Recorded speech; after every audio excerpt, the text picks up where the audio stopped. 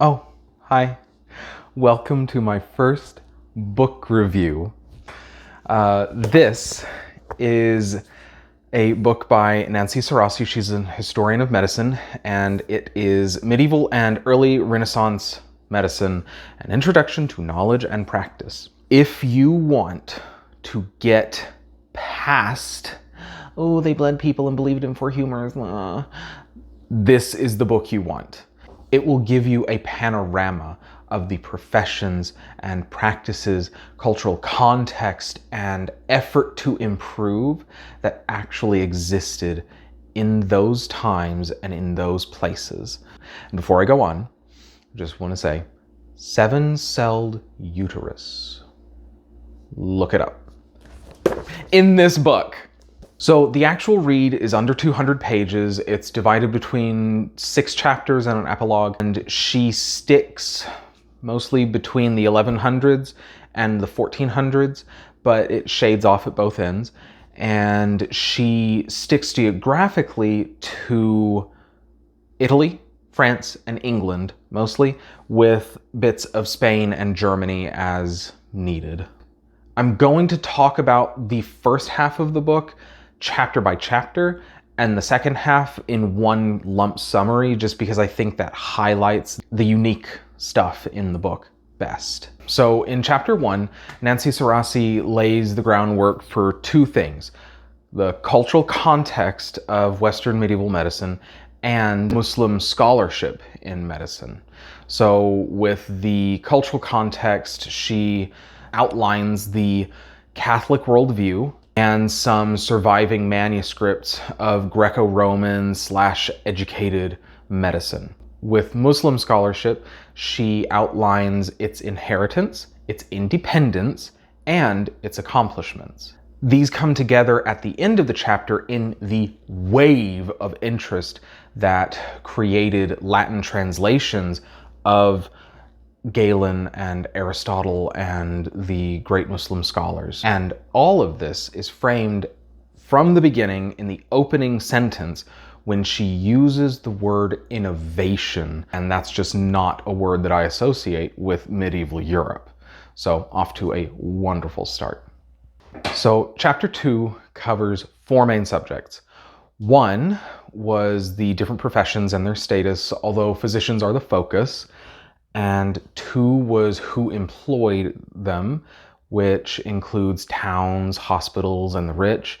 And the 3rd was about who regulated the practice of medicine. So she gets into the beginnings of state regulation and the strictures of the church. It's neat stuff. Genuinely, it's neat. Oh God, it's boring, but I love it.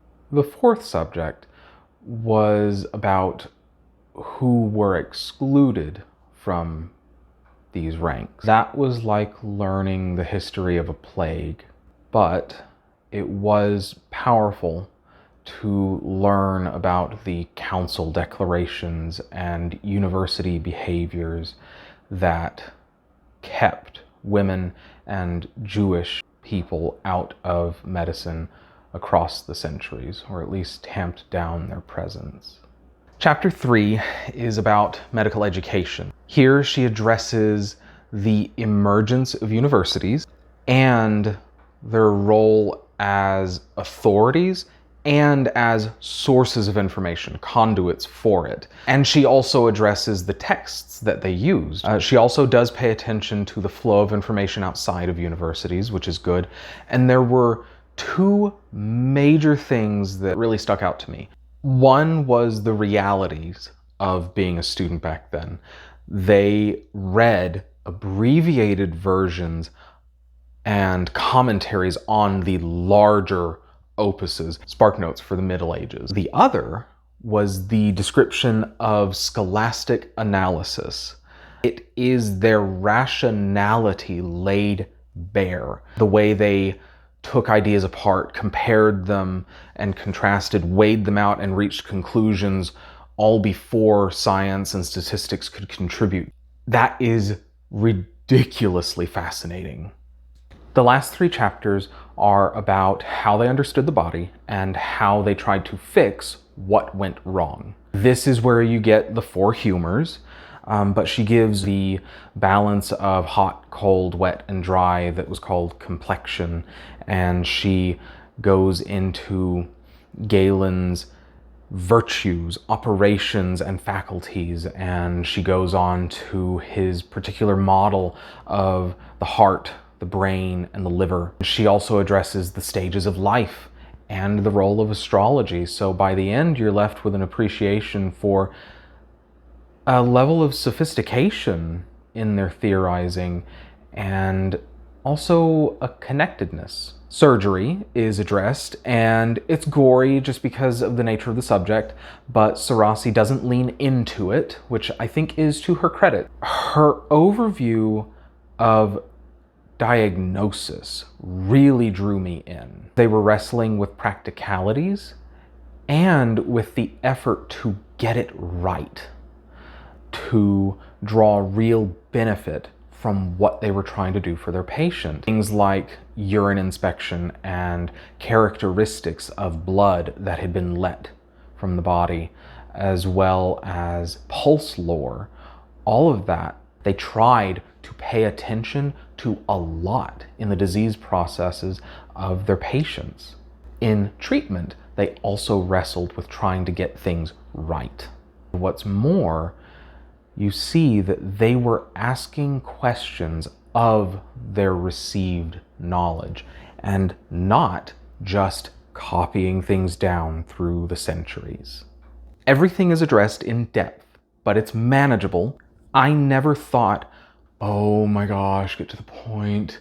Instead, it was always a sense of, ooh, piece of candy. Ooh, piece of candy. There's a clarity to the pieces of the puzzle that she decided to give us, and she chose the right pieces to give us the picture that she was trying to convey in the amount of space without skimping on critical awareness of evidence and inference. So because of this, Dr. Serassi maintains rigor in the work. Some might call this academic, but I would say this author is a shaman. Nancy Serassi is a shaman. I asked her for salt, and she gave me a bowl of soup because soup is better. Nancy Serassi is better. That's how I felt when I closed this soup. Book. There is so much in a book like this that makes you think and makes you ask questions. If you're interested in some of the questions that I asked, you can click somewhere and watch me think about medical ethics and a pus-drinking saint. I'm Nick. Thank you for letting me shine a light on this book.